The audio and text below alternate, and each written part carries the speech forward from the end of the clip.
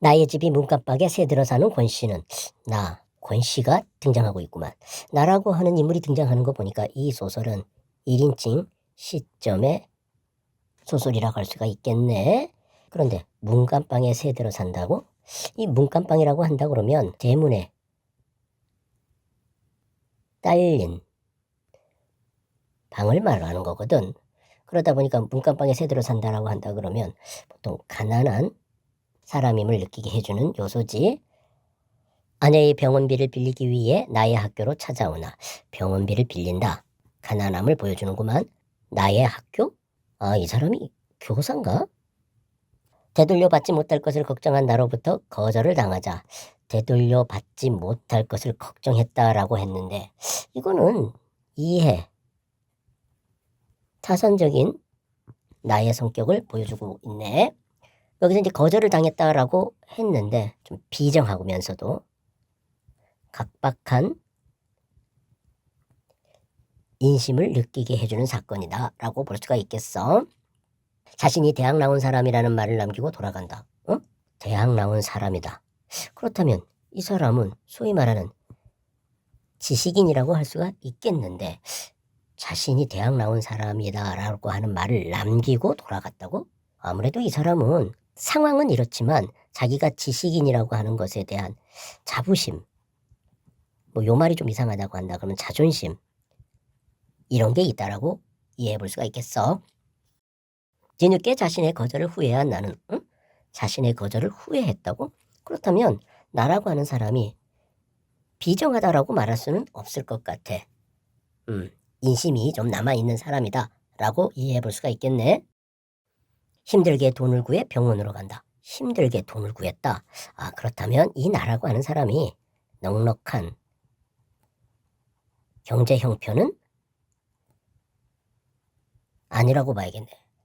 그렇다면 이 나라고 하는 사람을 갖다가 서민이라고 하고 권씨는 좀 빈민이라고 이해를 해야 되겠네.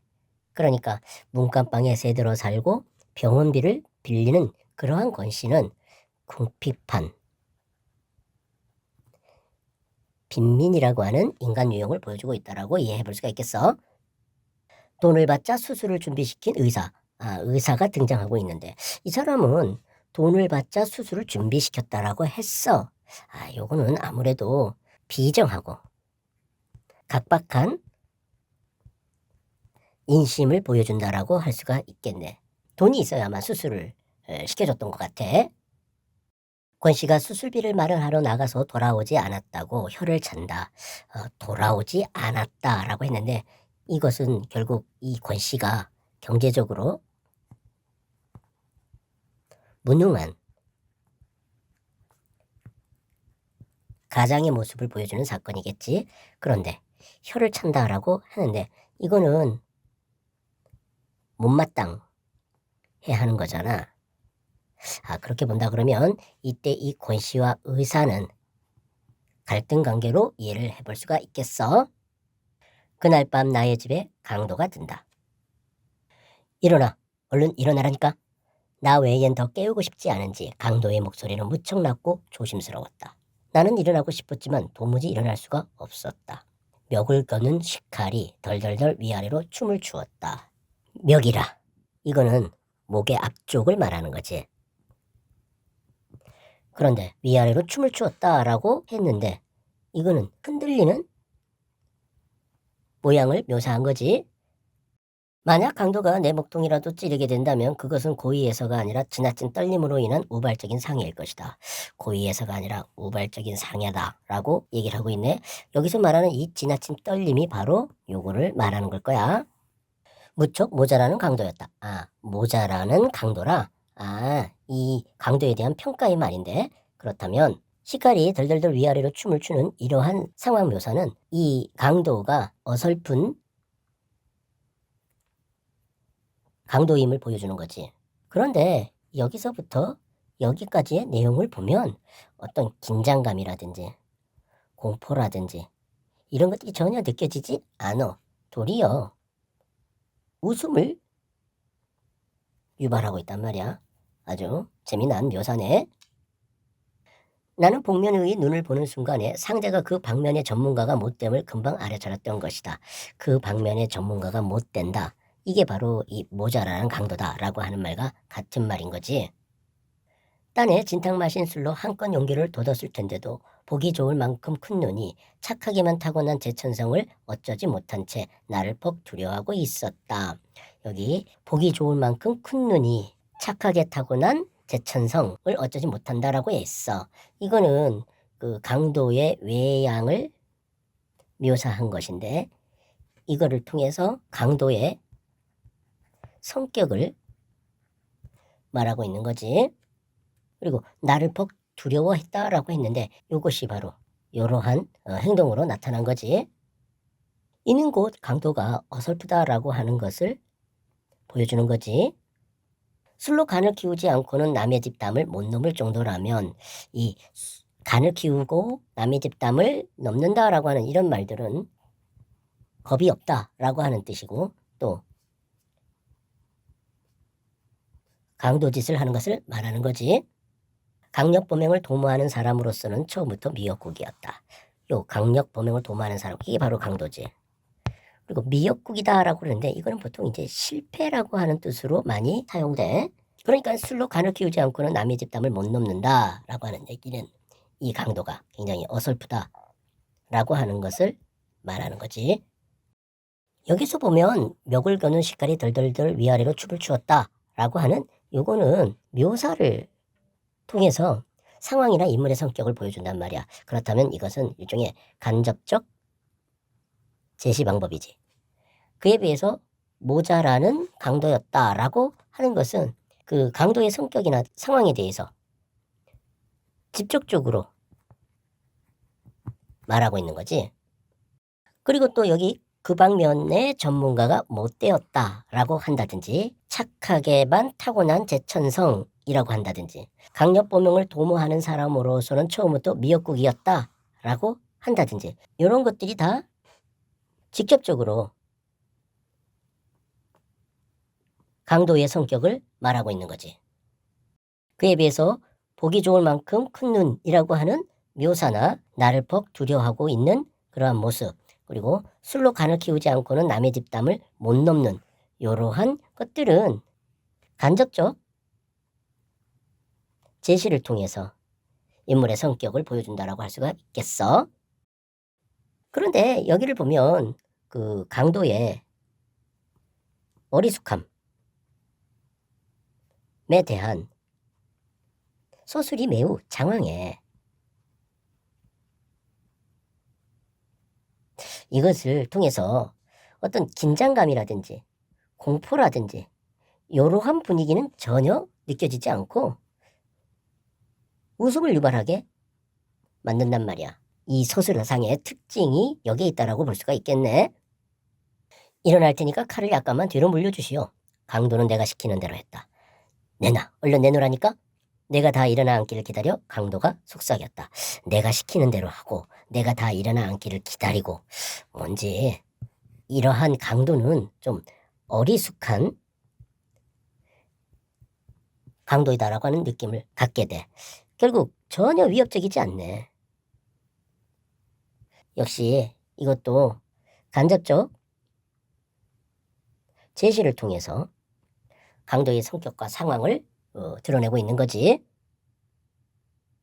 하라는 대로 하죠. 하지만 당신도 내가 하라는 대로 해야만 일이 수월할 거요. 내가 하라는 대로 해야만 일이 수월하다? 이거는 그 강도를 도와주는 거잖아. 그러고 보니까 이 상황에서 요구는 강도가 나에게 해야 돼. 근데 이렇게 하지 않고 있네. 반대로 내가 강도에게 요구를 하고 있어. 뭔가 좀 바뀐 것 같은 느낌이 들어. 주객, 전도의 상황을 갖다가 느끼게 해주는구만. 잔뜩 의심을 품고 쏘아보는 강도를 향해 나는 덧붙여 말했다. 잔뜩 의심을 품고 쏘아보건다고? 강도가? 어설픈 강도의 모습을 보여주네.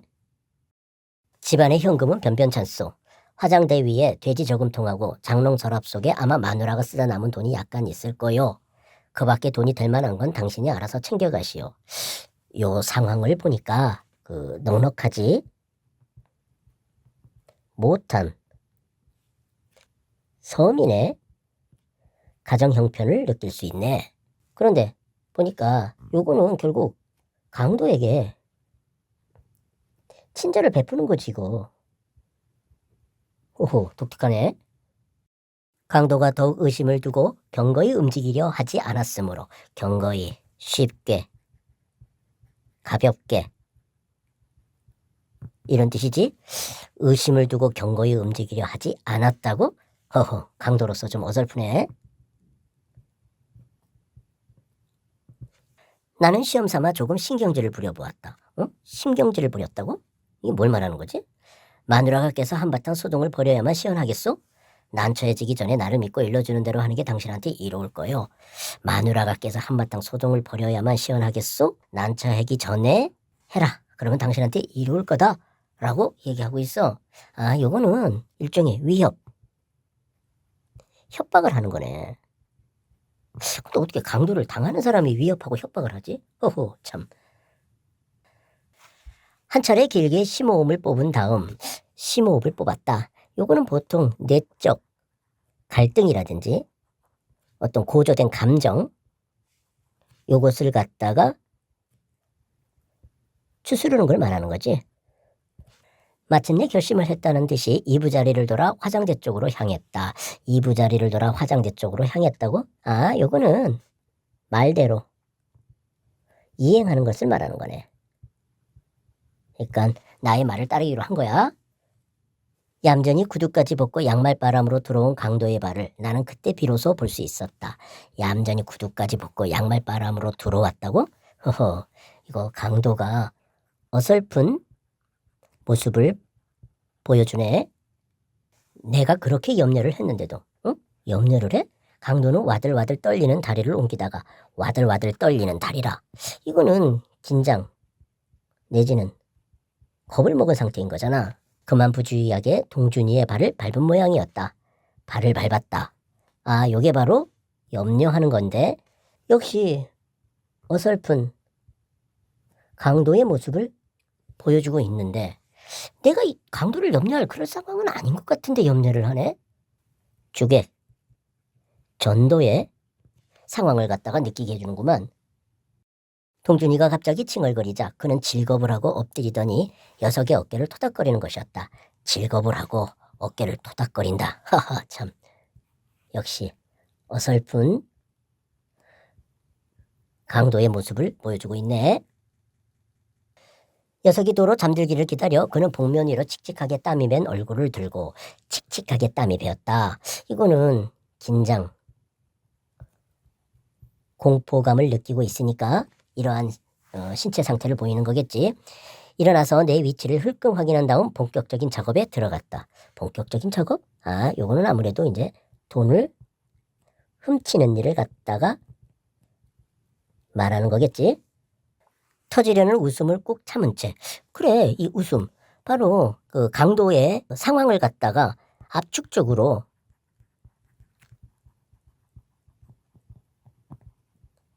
제시하는 말이지, 이거. 웃기잖아, 지금. 강도의 애교스러운 행각이라 강도가 하는 것을 갖다가 애교스럽다라고 얘기하네? 아, 요거는 이 나라고 하는 사람이 강도에 대한 따뜻한 시선을 보내고 있음을 느끼게 해주는 말이네. 시종 주목하고 있던 나는 살그머니 상체를 움직여 동준이를 잠재울 때 이부자리 위에 떨어뜨린 식칼을 집어들었다. 이부자리 위에 떨어뜨린 식칼이라. 오호, 연장을 이렇게 함부로 굴리는 걸 보니 연장? 아, 요거는 식칼을 말하는 거지. 근데 식칼 그러면 왠지 좀 그 부정적인 이미지의 말이니까 좀 긍정적인 이미지의 말로 바꿔서 표현한 거지. 이런 걸 미화법이라 그러지. 이렇게 함부로 굴리는 걸 보니 연장을 함부로 굴린다. 이게 바로 이제 요거지. 이부자리 위에 그 식칼을 떨어뜨린 걸 말하는 거지. 역시 어설픈 강도의 모습을 느끼게 해주네. 당신 경력이 얼마나 되는지 알만합니다. 요거는 강도다운 강도가 아니다라고 하는 얘기인데 이거는 좀 상대방을 놀리는 말이잖아. 강도를 놀려? 허허, 재밌네. 내가 내미는 칼을 보고 그는 기절할 만큼 놀랐다. 내가 칼을 내밀고 그는 놀래. 강도와 그리고 강도를 당하는 사람이 뒤바뀌어 있다라고 하는 느낌이 들어. 나는 사람 좋게 웃어 보이면서 칼을 받아가라는 눈짓을 보였다. 웃어. 그리고 칼을 받아가라고 눈짓을 보내. 허허. 역시 강도와 강도 당하는 사람의 그 위치가 바뀐 것 같은 그런 느낌이 들어. 그는 겁에 질려 잠시 망설이다가 또 그는 겁에 질려가지고 망설여 내 재촉을 받고 후다닥 달려들어 또 나는 또 재촉을 해. 칼자루를 낚아채 가지고는 다시 내멱을 거두었다. 그가 고의로 사람을 찌를 만한 위인이 못 되는 줄. 위인이라. 요거는 위인 전개할 때 뛰어난 사람을 나타내는 그런 위인이 아니지. 이거는 사람의 됨됨이를 말하는 위인을 말하는 거야. 그래서 여기 고의로 사람을 찌를 만한 위인이 못 된다라고 하는 얘기는 강도답지 못하다라고 하는 뜻으로 한 말이겠군. 일찍이 간파했기 때문에 나는 칼을 되돌려준 걸 조금도 후회하지 않았다. 칼을 되돌려준 걸 후회하지 않았대. 허허, 강도당하는 사람의 마음이 아니네. 지금까지 이 상황을 보면 강도당하는 나와 강도 사이에 뭔가 뒤바뀌었어. 주객 전도의 상황인 거지. 여기 보면 강도 당하는 사람이 하라는 대로 하라고 요구를 하고 있어. 그러면서 도와준단 말이야. 그에 대해서 강도가 의심을 품어. 또 강도 당하는 나는 또 강도에게 친절을 베푸네. 역시 또 마찬가지로 강도는 의심을 품고 쉽게 움직이려 하지 않는단 말이지. 심지어는 이 강도 당하는 나가 신경질을 부려요. 그러자 강도는 말대로 또 따라. 또 강도 당하는 나는 염려를 해. 그러한 상황에서 이 강도는 엄청나게 긴장해서 떤단 말이야. 즐겁을 하네? 얼마나 긴장을 했는지 얼굴에 땀이 뱄단 말이지. 이러한 상황에 대해서 강도 당하는 내가 도리어 웃음을 참고 있어. 그리고 강도를 애교스럽다라고 생각을 해. 심지어는 이부자리에 떨어뜨린 식칼을 돌려주기까지 했네. 그러자 강도가 기절할 만큼 놀래. 나는 그러한 모습을 보면서 또 웃어요. 그리고 칼을 받아가라고 재촉까지 합니다. 그러한 상황에 대해서 강도는 겁에 질려. 참, 이상을 정리하면 나는 시켜. 그것에 대해서 강도는 의심을 해. 그리고 돈이 있는 것을 또 알려줘. 이에 대해서 강도가 신중하게 굴지. 그러니까 또 신경질을 냈어. 내가. 그리고 그랬더니 또 말대로 움직여. 염려를 해. 나는 또. 그러한 상황에서 강도는 떨고 즐겁을 하지. 땀을 흘리기도 해. 그러한 상황에 대해서 나는 웃음을 참기까지 해. 칼을 떨어뜨렸네? 그러한 칼을 나는 돌려주지. 그러한 상황에 대해서 강도는 또 놀라.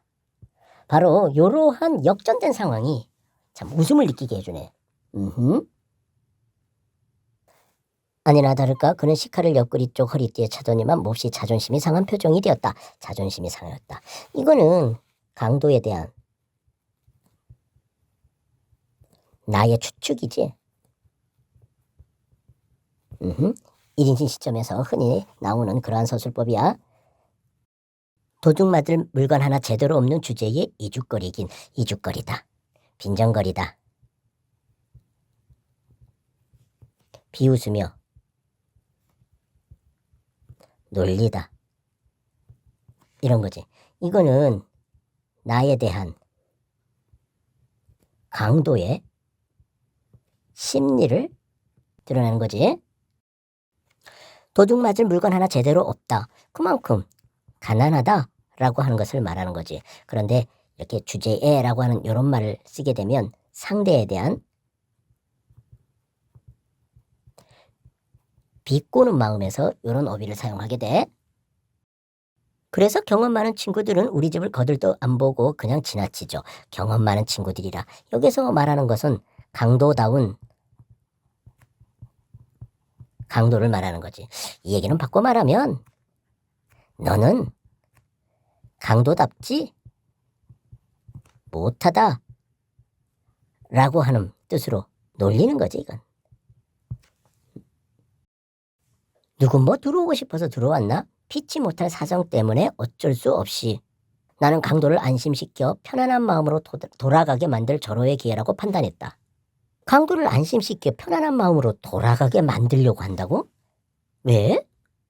뭔지 모르겠지만 어쨌든 이 나라고 하는 사람이 강도에 대해서 친절, 배려를 하는 그러한 모습을 보여주는 거네. 요거는 이 나라고 하는 사람이 강도에 대해서 따뜻한 시선으로 바라보고 있음을 느끼게 해주네. 그 피치 못할 사정이란 게 되게 그렇습니다. 가령 식구 중에 누군가가 몹시 아프다든가 빚에 몰려서 그 순간 강도의 눈이 의심의 빛으로 가득 찼다. 강도가 의심을 하고 있더라고. 붕괴한 나머지 이가 딱딱딱 마주칠 정도로 떨면서 붕괴하고 있다고? 왜?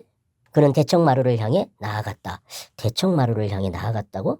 이거는 강도 짓을 중단함을 갖다가 얘기하는 거잖아. 왜 중단하는 거지? 내 옆을 지나쳐갈 때 그의 몸에서는 역겨울 만큼 술래가 확 풍겼다. 그가 허둥지둥 끌어안고 나가는 건 틀림없이 갈게갈게 찢긴 한 줌의 자존심일 것이었다. 응? 자존심이 끌어안고 나가는 거야? 그리고 갈기갈기 찢겨진 거야? 그리고 한 줌대? 요 자존심이라고 하는 것은 추상적 또는 관념적인 심리 또는 태도야. 그런데 끌어안고 나가고 갈기갈기 찢어지고 한 줌이라고 하면서 마치 시각적으로 인식되는 것으로 바꿔서 표현하고 있네. 이 자존심이라고 하는 것이 뭔데? 이렇게까지 표현하면서 강조하는 거지?